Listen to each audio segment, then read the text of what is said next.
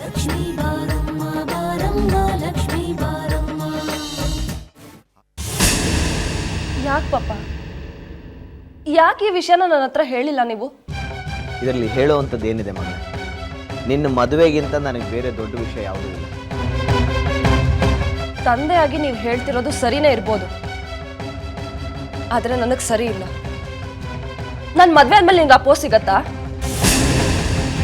3-4 ತಿಂಗಳು ಮದುವೆ ಮುಂದೆ ಹಾಕಿದ್ರೆ ಪ್ರಪಂಚ ಏನು ಮುಳುಗೋಗಲ್ವಲ್ಲ? ಪಪ್ಪ, ನಾನು 3 ತಿಂಗಳು ಕಾಯ್ತೀನಿ. ಸಿಂಗಾಪುರ್ ಟ್ರೈನಿಂಗ್ ಮುಗಿಸ್ಕೊಂಡು ಬಂದಾದ್ಮೇಲೆ ನನ್ನ ಮದುವೆ. ಅಲ್ಲಿವರೆಗೂ ಯಾರು ಏನೇ ಹೇಳಿದ್ರು ನಾನು ಮದುವೆ ಆಗಲ್ಲ. ಕೈಲಾಶ್, ನಾನು ನಿಮ್ಗೆ ಅವತ್ತೇ ಹೇಳಿದ್ದೆ, ಏನಾದರೂ ತೊಂದರೆ ಇದ್ರೆ ಹೇಳ್ಕೊಳ್ಳಿ ಅಂತ. ಯಾಕೆ ನೀವು ಹೇಳ್ಕೊಳ್ಳಿಲ್ಲ? ತೊಂದರೆ ಅಂದರೆ ಬರೀ ಹಣಕಾಸಿಂದಲೇ ಆಗಬೇಕಾಗಿಲ್ಲ. ನಿಮ್ಮ ಕಂಪ್ನಿಲಿ ರಜಾ ಸಿಕ್ಕೋದು ಕಷ್ಟ ಆದರೆ ಹೇಳಿ ಅಂತಲೂ ಹೇಳಿದ್ದೆ. ಯಾಕೆ ಹೇಳಿಲ್ಲ ನೀವು? ಇಂಥ ಶುಭ ಸಮಾಚಾರ ಯಾಕೆ ನಮ್ಮಿಂದ ಮುಚ್ಚಿಟ್ರಿ ಹೇಳಿ ಅಂದರೆ? ಹಾಗಲ್ಲ ಮಾವ, ನೀವೆಲ್ಲ ಮದುವೆ ಅಂತ ಎಷ್ಟು ಖುಷಿಯಾಗಿದ್ದೀರಾ. ನನ್ನೊಬ್ಬರಿಂದ ನೀವು ನಿಮ್ಮ ಖುಷಿನ ಹಾಳು ಮಾಡ್ಕೋಬೇಕಲ್ಲ ಅಂತ ನಾನೇ ಹೇಳಲಿಲ್ಲ. ನಿಮಗೆ ಪ್ರಮೋಷನ್ ಸಿಗುತ್ತೆ ಅಂದರೆ ಅದು ನಮಗೂ ಸಂತೋಷನೇ ಅಲ್ವಾಳಿದ್ರೆ. ಮಾವ, ಈ ವಿಷಯದಲ್ಲಿ ನಾನು ಶ್ರುತಿಗೆ ಸಪೋರ್ಟ್ ಮಾಡ್ತೀನಿ. ಕೈಲಾಶ್, ನೀವಷ್ಟು ಒಳ್ಳೆ ಪೊಸಿಷನ್ಗೆ ಹೋದರೆ ನಮ್ಮ ಕುಟುಂಬಕ್ಕೆ, ನಿಮ್ಮ ಕುಟುಂಬಕ್ಕೆ ಎಲ್ಲರಿಗೂ ಹೆಮ್ಮೆನೇ ತಾನೆ. ಬ್ರದರ್, ಏನು ಬ್ರದರ್, ಒಂದು ಚಿಕ್ಕ ಪೋಸ್ಟ್ಗೆ ನಾನು ಇಷ್ಟೊಂದು ಒದ್ದಾಡ್ತಾ ಇದ್ದೀನಿ. ಅಂಥದ್ರಲ್ಲಿ ನಿಮಗೆ CO ಪೋಸ್ಟೇ ಸಿಗ್ತಾ ಇದೆ ಅಂದ್ರೂ ಒಪ್ಕೊಳ್ಳೋಕೆ ಇಷ್ಟೊಂದು ಒದ್ದಾಡ್ತಿದ್ದೀರಲ್ಲ, ಒಪ್ಕೊಂಬಿಡಿ ಬ್ರದರ್. ಕೈಲಾಶ್, ನೀವು ಸಿಂಗಾಪುರಕ್ಕೆ ಹೋಗ್ತಿದ್ದೀರಾ. ಈಗಲೇ ನಿಮ್ಮ ಆಫೀಸ್ಗೆ ಹೋಗಿ ಅದೇನು ಫಾರ್ಮಾಲಿಟೀಸ್ ಇದೆಯೋ ಎಲ್ಲ ಮುಗಿಸಿ ಬನ್ನಿ. ಹೋಗಿ. ಅದರ ಅವಶ್ಯಕತೆ ಇಲ್ಲ. ಪಾಪ, ಇದು ನಿಮ್ಮ ಏರ್ ಟಿಕೆಟ್ಸ್. ನಿಮ್ಮ ಲಗೇಜು ಪ್ಯಾಕ್ ಮಾಡಾಗಿದೆ. ನಾಳೆ ಹೊರಡೋದು ಅಷ್ಟೇ ಬಾಕಿ. ಇಲ್ಲ, ಕೈಲಾಶ್ ಎಲ್ಲೂ ಹೋಗಲ್ಲ. ಅಂದುಕೊಂಡು ಡೇಟ್ಗೆ, ಅಂದುಕೊಂಡು ಟೈಮ್ಗೆ ಮದುವೆ ನಡೆಯುತ್ತೆ. ಗೊಂಬೆ ಮದುವೆ ಮುಂದೆ ಕೈಲಾಶ್ ಪ್ರಮೋಷನ್ ನಂಗೆ ಯಾವ ಲೆಕ್ಕಕ್ಕೂ ಇಲ್ಲ. ನಿಮಗ್ ಲೆಕ್ಕಕ್ಕಿಲ್ಲದೆ ಇರ್ಬೋದು, ನನಗ್ ಲೆಕ್ಕಕ್ಕಿದೆ. ಪಪ್ಪ ನಾಳೆ ಹೋಗ್ತಿದ್ದಾರೆ ಅಷ್ಟೇ. ನಾನ್ ಹೇಳ್ತಾ ಇದ್ದೀನಿ, ಅವರೆಲ್ಲೂ ಹೋಗ್ತಿಲ್ಲ, ಹೋಗಲ್ಲ. ಪಪ್ಪ ಸಿಂಗಾಪುರ್ ಹೋಗೋದನ್ನ ಯಾರಿಂದನೂ ತಡೆಯೋದಿಕ್ಕಾಗೋದಿಲ್ಲ. ಆಕಾಶ ತಲೆ ಮೇಲೆ ಬಿಡ್ಬೇಕಾದ್ರೆ ಅಂಗೈ ಒಡ್ಡಿದ್ರೆ ನಿಲ್ಲಲ್ಲ. ಗೊಂಬೆ ಮಮ್ಮಿ, ಓಹೋಹೋ, ನನಗೀಗ ಅರ್ಥ ಆಗ್ತಿದೆ. ಪಪ್ಪ ಅವತ್ತು ಹ್ಯಾಪಿ ನ್ಯೂಸ್ ಅಂತ ಆಫೀಸಿಂದ ಬಂದಾಗ ಅವ್ರು ಹೇಳಿದ್ದನ್ನ ಕೇಳಿಸ್ಕೊಳ್ದೇ ಇರೋ ಥರ ನೀನು ಯಾಕೆ ಮಾಡಿದೆ ಅಂತ ನನಗೀಗ ಅರ್ಥ ಆಗ್ತಿದೆ. ಮೊನ್ನೆ ರಾತ್ರಿ ಪಪ್ಪಂಗೂ ನಿನ್ಗೂ ಜಗಳ ಆಗ್ತಿತ್ತಲ್ಲ, ಅದು ಇದೇ ವಿಷಯಕ್ಕ? ಹಾಗಿದ್ರೆ ಪಪ್ಪನ್ CO ಪೋಸ್ಟ್ನ ತಪ್ಸೋದಿಕ್ಕೆ ಹೊರಗ್ನವ್ರ ರಾಜಕೀಯ ಏನು ಬೇಕಾಗಿಲ್ಲ, ಮನೆಯವರೇ ಸಾಕು. ಹದ್ದು ಮೀರ್ತಿದ್ಯಾ ಗೊಂಬೆ? ಹದ್ದು ಮೀರ್ತಿರೋದು ನಾನಲ್ಲ, ನೀನು. ನಿನ್ನ ಮದುವೆ ನನಗ್ ಮುಖ್ಯ, ಪಪ್ಪನ್ ಪ್ರಮೋಷನ್ ನನಗ್ ಮುಖ್ಯ. ಅದು ನನಗ್ ಲೆಕ್ಕಕ್ಕಿಲ್ಲ. ನಿಮ್ ಲೆಕ್ಕನ ಇಲ್ಲಿ ಯಾರು ಕೇಳ್ತಿಲ್ಲ. ಅದ್ ಹೇಗ್ ಕೈಲಾಶ್ ಹೋಗ್ತಾರೋ ನಾನು ನೋಡ್ತೀನಿ. ಪಪ್ಪ ಹೋಗೋದನ್ನ ಯಾರು ತಡಿತಾರೋ ನಾನು ನೋಡ್ತೀನಿ. ಗೊಂಬೆ, ನನ್ನ ಇನ್ನೊಂದು ಮುಖ ನೀನ್ ನೋಡಿಲ್ಲ. ನನಗೆ ನೋಡೋ ಆಸೆನೂ ಇಲ್ಲ. ಹಠ ಮಾಡಿ ನನ್ನನ್ನ ಅಪ್ಪ ಅಮ್ಮನೇ ಗೆದ್ದಿಲ್ಲ. 25 ವರ್ಷ ಇವ್ರ ಮುಖನೇ ನಾನು ನೋಡಿಲ್ಲ. ಅಂತ ಸಂದರ್ಭ ಬಂದ್ರೆ ನಾನು ನಿನ್ ಮಗಳೇ, ನಮ್ಮಮ್ಮನ ಮುಖನ ನಾನು ನೋಡೋದಿಲ್ಲ. ನಿನ್ನ ಹೆತ್ತ ತಾಯಿನೇ ದೂರ ಮಾಡ್ತೀಯಾ? ನಿನ್ನ ಹಠಕ್ಕೆ ಎಲ್ಲರ ಆಸೆ ಕನಸು ಬಲಿ ಆಗೋದಾದ್ರೆ ನಾನೇ ಎಲ್ಲರಿಂದ ದೂರ ಹೋಗ್ತೀನಿ. ಮಮ್ಮಿ, ಗೊಂಬೆ, ನೀನು ಸುಮ್ಮನಾಗ. ಆಹ್, ಮಗುನ ಚಿವುಟಿ ತೊಟ್ಲು ತೂಗ್ತೀಯಾ ಕೈಲಾಶ್? ನನಗೆ ಗೊತ್ತು, ಇದೆಲ್ಲ ನಿಂದೆ ಪ್ಲಾನ್. ಮಮ್ಮಿ, ಮಾಡೋದೆಲ್ಲ ಮಾಡಿ ಏನು ಗೊತ್ತಿಲ್ದಿರೋನ ಹಾಗೆ ನಾಟಕ ಆಡ್ತಿದ್ಯಾ? ಎಂತ ಕಲ್ ಹೃದಯ ಮಮ್ಮಿ ನಿಂದು. ಒಳ್ಳೆ ಮನ್ಸಿಂದ ನನಗೇನು ಯೋಚನೆ ಮಾಡೋದಕ್ಕಾಗಲ್ವಾ? ಕೊನೆದಾಗಿ ಹೇಳ್ತಾ ಇದ್ದೀನಿ ಕೈಲಾಶ್, ಮದ್ವೆ ಫಿಕ್ಸ್ ಆಗಿದೆ. ಚಂದು ಮದ್ವೆಗೋಸ್ಕರ ಕಾಯ್ತಾ ಇದ್ದಾನೆ. ಮದ್ವೆ ತಯಾರಿನೂ ನಡೆದಿದೆ. ನೀನ್ ಎಲ್ಲೂ ಹೋಗೋ ಆಗಿಲ್ಲ ಅಷ್ಟೇ. ಮದ್ವೆಗೆ ಇಲ್ಲಿ ಯಾರಿಗೂ ನಿನ್ನಷ್ಟು ಅರ್ಜೆಂಟ್ ಇಲ್ಲ ಮಮ್ಮಿ. ಅವಳಿಗಿಲ್ದೇ ಇರಬಹುದು, ಚಂದುಗಿದೆ. ಚಂದು, ನನಗೋಸ್ಕರ 3 ತಿಂಗಳು ಕಾಯ್ತೀಯಾ? 3 ತಿಂಗಳೇನು, 3 ಜನ್ಮ ಬೇಕಾದರೂ ಕಾಯ್ತೀನಿ. ನೋಡಿದ್ಯಾ ಮಮ್ಮಿ, ಇದು ಪ್ರೀತಿ ಅಂದ್ರೆ. ಒಬ್ರು ಕನ್ಸಿನ ಬಗ್ಗೆ ನಿನಗೆ ಏನ್ ಗೊತ್ತು? ಹೇಗೆ ಚಂದುನ ಮದ್ವೆ ಆಗೋದು ನನ್ನ ಜೀವನದ ದೊಡ್ಡ ಕನ್ಸು, ಹಾಗೆ ಕಂಪ್ನಿ ಸಿಇಒ ಆಗೋದು ಪಪ್ಪನ್ ಕನ್ಸು. ನಾಳೆ ದಿನ ಚಂದು ನನ್ನನ್ನು ಬಿಟ್ಟು ಬೇರೆ ಯಾರನ್ನಾದ್ರೂ ಮದ್ವೆ ಆದ್ರೆ ಹೇಗೆ ನನ್ನ ಜೀವನೇ ಹೊಟ್ಟೋಗುತ್ತೋ ಹಾಗೆ ಹಾಗೆ ಪಪ್ಪಂಗ್ ಪ್ರಮೋಷನ್ ಸಿಗದೆ ಹೋದ್ರೆ ಅವ್ರ ಕನ್ಸೆ ಸತ್ತು ಹೋಗುತ್ತೆ ಮಮ್ಮಿ. ಕಲ್ಪನಾ, ನಿನ್ನ ಮಗಳು ಗೊಂಬೆನ ನಾನೇನೋ ತಿಳ್ಕೊಂಡ್ಬಿಟ್ಟಿದ್ದೆ. ಇಷ್ಟು ಪುಟ್ಟ ಹುಡುಗಿಲಿ ಆ ದೇವ್ರು ಎಂಥ ದೊಡ್ಡ ಹೃದಯ ಇಟ್ಟಿದ ನೋಡು. ಸುಮ್ಮನೆ ಮದುವೆನ ಮುಂದೆ ಹಾಕೋದಕ್ಕೆ ಒಪ್ಕೊಳ್ಳಮ್ಮ. ಉತ್ತೋದು ಬಿತ್ತೋದು ರೈತನ ಇಚ್ಛೆ, ಮದುವೆ ಆಗೋದು ಬಿಡೋದು ಆ ದೇವ್ರ ಇಚ್ಛೆ. ಕಲ್ಪನಾ, ಹೇಗಿದ್ರು 4 ತಿಂಗಳಿಗೆ ರಾಜಯೋಗ ಇದೆ ಅಂತ ಪುರೋಹಿತರೆ ಹೇಳಿದ್ರಲ್ಲ, ನಾವು 4 ತಿಂಗಳು ಬಿಟ್ಟೆ ಮದುವೆ ಮಾಡೋಣ ಕಣೆ. ಅಕ್ಕ, ಆಡ್ಕೊಳ್ಳೋರ್ ಮುಂದೆ ಎಡು ಬೀಳ್ಬೇಡ. ಸ್ವಲ್ಪ ಸಮಾಧಾನವಾಗಿ ಯೋಚನೆ ಮಾಡು. ಯೋಚನೆ ಮಾಡೋದೇನಿಲ್ಲ, 4 ತಿಂಗಳು ಆದ್ಮೇಲೆನೆ ಮದ್ವೆ. ಮಗಳಿಷ್ಟ, ಗಂಡನಿಷ್ಟ ಎರಡು ನೆರವೇರುತ್ತೆ ಕಲ್ಪನಾ. ಕೈ ಮುಗಿತೀನಿ, ಒಪ್ಕೊಂಡ್ಬಿಡು.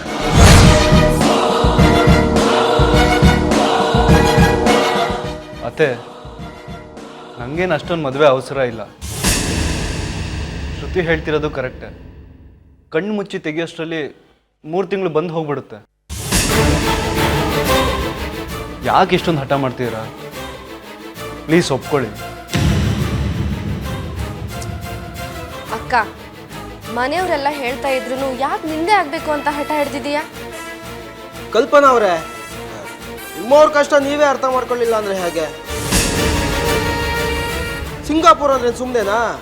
ನಾಳೆ ಕೈಲಾಶ್ ಅವರು ಫಾರಿನ್ ರಿಟರ್ನ್ ಆದ್ಮೇಲೆ ಫಾರಿನ್ ರಿಟರ್ನ್ ಹೆಂಡ್ತಿ ಅಂತ ಹೇಳ್ಕೋಬಹುದು. ಅದು ನಿಮ್ಗೆ ಹೆಮ್ಮೆ ಅಲ್ವಾ? ಕಲ್ಪನಾ, ಹಠ ಮಾಡಬೇಕು, ಆದರೆ ಇಂಥ ಹಠ ಯಾವತ್ತೂ ಸರಿಯಲ್ಲ. ಇದರಿಂದ ಯಾರಿಗೂ ಒಳ್ಳೇದಾಗಲ್ಲ. ಹಳ್ಳಕ್ಕೆ ಬಿದ್ದರೆ ಆಳ್ಗೊಂದು ಕಲ್ಲು. ನಿಮಗೆಲ್ಲ ಗೊಂಬೆ ಮದುವೆಗಿಂತ ಕೈಲಾಶ್ ಪ್ರಮೋಷನ್ನೇ ಮುಖ್ಯ ಅಲ್ವಾ? ನಾನೇನೋ ಹಠ ಮಾಡ್ತಿದ್ದೀನಿ ಅಂತ ನಿಮಗೆಲ್ಲ ಅನಿಸ್ತಾ ಇದೆ. ಸರಿ, ನೇರವಾಗೇ ವಿಷಯಕ್ಕೆ ಬರ್ತೀನಿ. ಇದು ನನ್ನ ಕುಟುಂಬದ ವಿಷಯ. ನಾನು ಕೈಲಾಶ್ ಬಗೆಹರಿಸ್ಕೊತೀನಿ. ಇದ್ರ ಮಧ್ಯೆ ಯಾರು ಪ್ರವೇಶ ಮಾಡೋದು ನನಗಿಷ್ಟ ಇಲ್ಲ. ಕಲ್ಪನಾ, ನಾವು ಈ ಮನೆ ಸದಸ್ಯರೇ. ಇದು ಗಂಡ ಹೆಂಡತಿ ಸಮಸ್ಯೆ ಅಲ್ಲ. ಹೌದು, ಗಂಡ ಹೆಂಡತಿ ಸಮಸ್ಯೆ ಇತ್ತು, ಅದನ್ನು ನೀನೇ ಬಗೆಹರಿಸಿದ್ಯಾ. ನೀನು ಹೇಳಿದೆ ಅಂತ ನನ್ನ CEO ಪೋಸ್ಟ್ನ ನಾನು ತ್ಯಾಗ ಮಾಡಿದ್ದೀನಿ. ಗೊಂಬೆಗೆ ಈಗ ಎಲ್ಲ ವಿಷಯನೂ ಗೊತ್ತಾಗಿದೆ. ಗೊಂಬೆ ಚಂದನ್ನ ಮದುವೆ ಆಗೋಳು, ಹಾಗಾಗಿ ಈ ಕುಟುಂಬದ ಸಮಸ್ಯೆ ಇದು.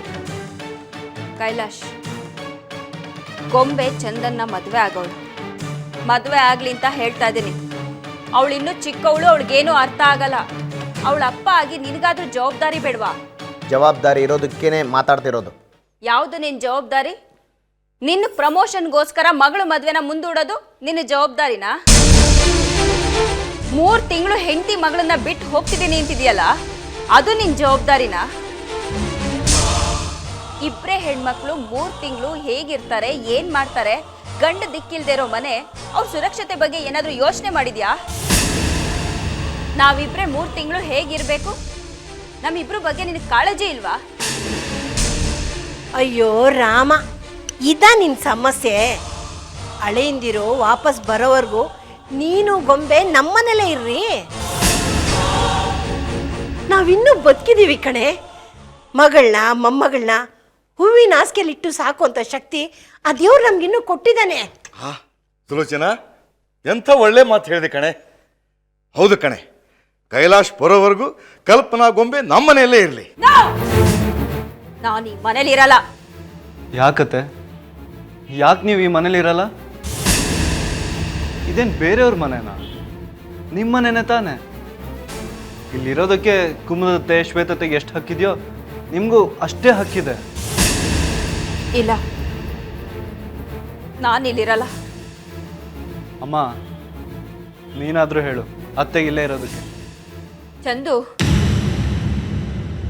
ನಿನಗಿದೆಲ್ಲ ಅರ್ಥ ಆಗಲ್ಲ. ನಾನಿಲ್ಲಿರೋದಕ್ಕಾಗಲ್ಲ. ಅದೇ ಅತ್ತೆ, ನನಗೆ ಅರ್ಥ ಮಾಡಿಸಿ ಅಂತಾನೆ ಕೇಳ್ತಾ ಇದ್ದೇನೆ. ನಾನು ಗೊಂಬೆ ಮದುವೆ ಆಗಬೇಕು ಅಂದರೆ ನೀನು ಇಲ್ಲಿರಲೇಬೇಕು. ಚಂದು, ನಾನಿಲ್ಲಿರೋ ಹಾಗಿಲ್ಲ.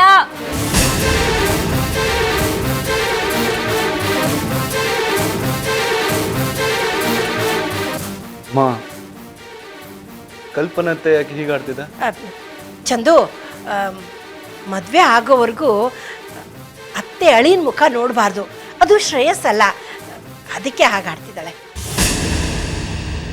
ಇರು, ನಾನು ನೋಡು ಸರಿ ಬುದ್ಧಿ ಹೇಳಿ ಬರ್ತೀನಿ.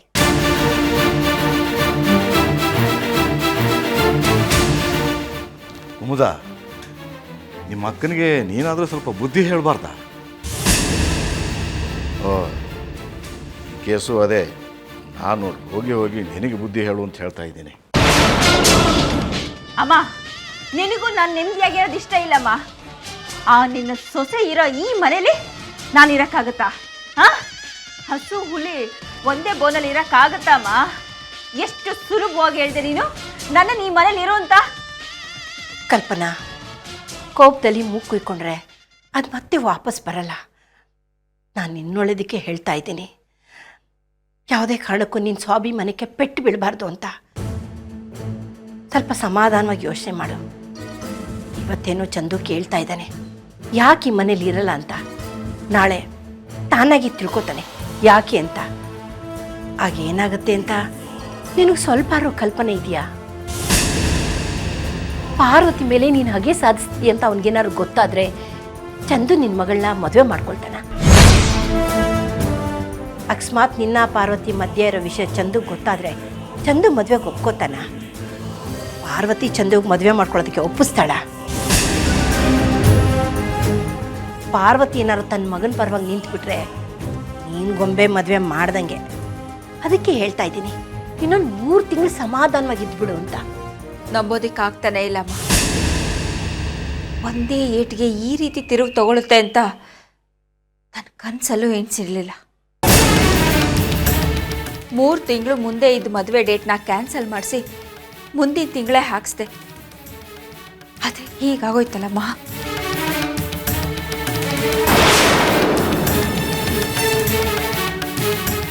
ಮಾಂಗಲ್ಯ ಕೆಳಗೆ ಬಿದ್ದಿದ್ದಕ್ಕ ಹೀಗೆಲ್ಲ ಆಗ್ತಾ ಇರೋದು.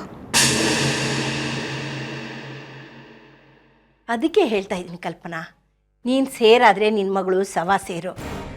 ನೀನು ಒತ್ತಾಯ ಮಾಡಿ ನಾಳೆ ಅವಳು ಮದುವೆನೇ ಆಗಲ್ಲ ಅಂದರೆ ಆಗೇನು ಮಾಡ್ತೀಯ? ನಿನ್ನ ಮಗಳು ನಿನಗಿಂತ ಹಠ ಮಾರಿ, ಅವಳನ್ನ ನಿನ್ನಿಂದ ಗೆಲ್ಲಕ್ಕಾಗತ್ತಾ?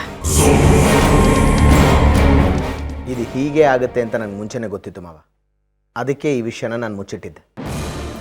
ನಾನು CEO ಪೋಸ್ಟ್ಗೆ ಸೆಲೆಕ್ಟ್ ಆಗಿಲ್ಲ ಅಂತ ನನಗೆ ಮುಂಚೆ ಬೈತಾ ಇದ್ದೆ. ಈಗ ನೋಡಿದ್ರೆ ಹೀಗಾಡ್ತಿದ್ದ. ಬೇಡ ಅಂದರೆ ಕೇಳೋರಿಲ್ಲ ಪಾಪ. ನನಗೆ ಗೊತ್ತು CEO ಪೋಸ್ಟಿಗೆ ಕನ್ಸಿಡರ್ ಆಗೋದಕ್ಕೆ ನೀವು ಎಷ್ಟು ಕಷ್ಟಪಟ್ಟಿದ್ದೀರಾ ಅಂತ. ನಿಮ್ಮ ಹೆಂಡತಿ ಎಲ್ಲ ಮಾತಕ್ಕೂ ಹ್ಞೂ ಹ್ಞೂ ಅಂತ ತಲೆ ಆಡಿಸಿ ನಿಮ್ಮ ಹೆಂಡತಿನ ನೀವೇ ಹಾಳು ಮಾಡಿಬಿಟ್ಟಿದ್ದೀರ. ಮಮ್ಮಿ ಏನೇ ಅಂದ್ರೂ ನಿನಗೆ ಓಕೆ, ಬೇಡ ಅಂದ್ರೂ ಓಕೆ, ಬೇಕು ಅಂದ್ರೂ ಓಕೆ. ಪಪ್ಪ ಇದ್ರಲ್ಲಿ ನಿಂದೆ ತಪ್ಪಿರೋದು.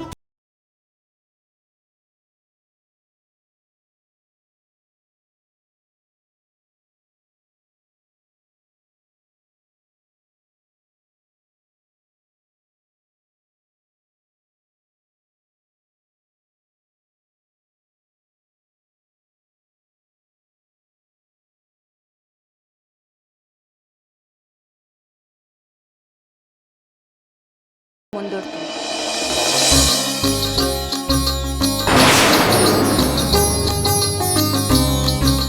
ಆದರೆ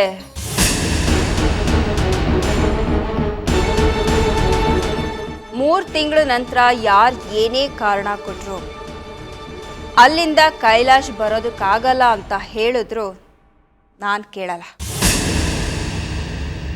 ಕೈಲಾಶ್ ಇರಲಿ ಬಿಡಲಿ, 3 ತಿಂಗಳ ನಂತರ ಮದುವೆ ನಡೆದೇ ನಡೆಯತ್ತೆ. ಸರಿ, ನಿನ್ನ ಕಂಡೀಷನ್ ನನಗೊಪ್ಪಿಗೆ. ಅಬ್ಬಬ್ಬಾ, ಸುನಾಮಿ ಬಂದು ಶಾಂತವಾಗೋಯ್ತು. ಇನ್ನೊಂದು ಸಿಹಿ ಸುದ್ದಿ, ಅಳಿಂದ್ರು ಬರೋವರೆಗೂ ಕಲ್ಪನಾ ಗೊಂಬೆ ನಮ್ಮನೇಲಿರೋಕೆ ಒಪ್ಕೊಂಡಿದ್ದಾರೆ.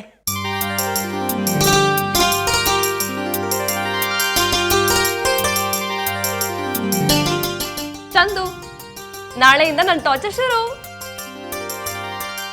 ಒಂದು 3 ತಿಂಗಳು ನೆಮ್ಮದಿಯಾಗಿರೋಣ ಅಂದ್ರೆ ಅದಕ್ಕೂ ಕಲ್ಬಿತ್ತು.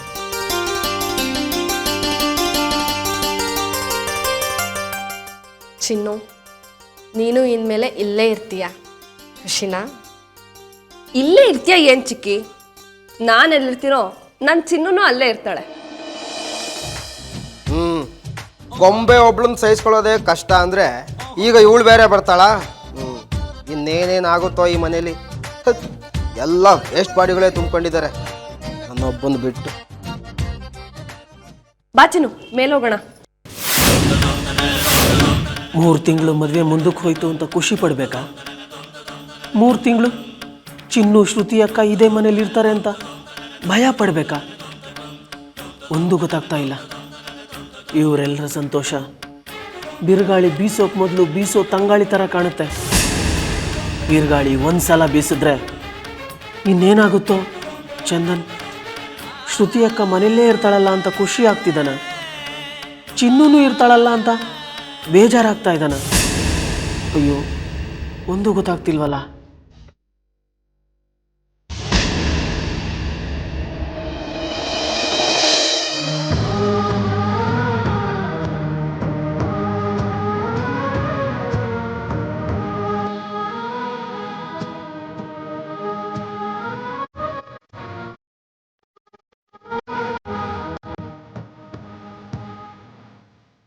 ಸರ್ಪ್ರೈಸ್!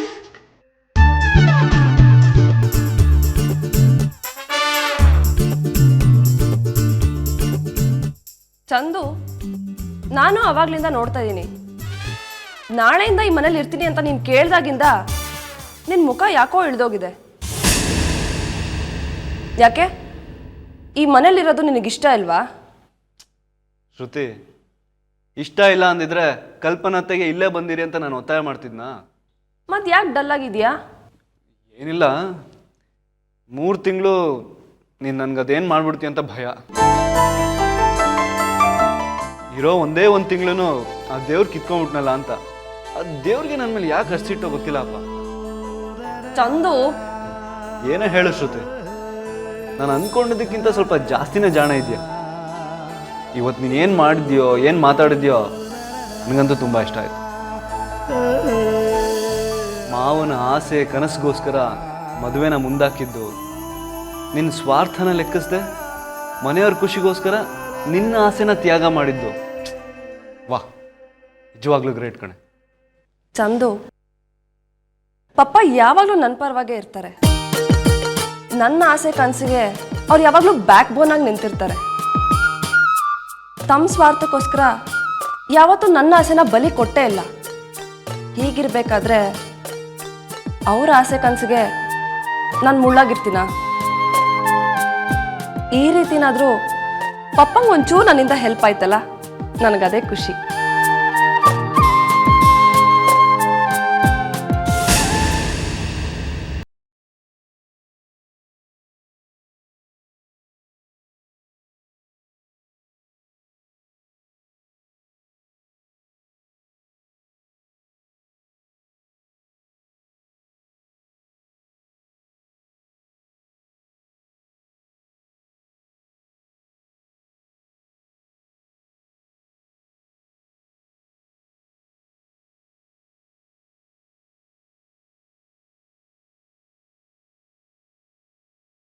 ಚೆನ್ನಾಗುತ್ತೆ. ಅವಳನ್ನ ಮದುವೆ ವಿಷಯದಲ್ಲಿ ಕನ್ವಿನ್ಸ್ ಮಾಡೋದು ಕಷ್ಟ ಅಲ್ಲ, ಸಾಧ್ಯನೇ ಇಲ್ಲ. ಅಂದಮೇಲೆ ಅವಳ ವಿರುದ್ಧ ನಿಂತ್ಕೊಂಡು ನಾನು ಮಾತಾಡೋದ್ರಲ್ಲಿ ಅರ್ಥನೇ ಇಲ್ವೇ? ಅದಕ್ಕೆ ಮದುವೆನ ಮುಂದೆ ಹಾಕೋದಕ್ಕೆ ನಾನು ಒಪ್ಕೊಂಡಿದ್ದು. ನಾನು ಈ ಮನೇಲಿರಕ್ಕೆ ಒಪ್ಕೊಂಡಿದ್ದೆ ಬೇರೆ ಕಾರಣಕ್ಕೆ. ಬೇರೆ ಕಾರಣನಾ? ಏನಕ್ಕ ಅದು?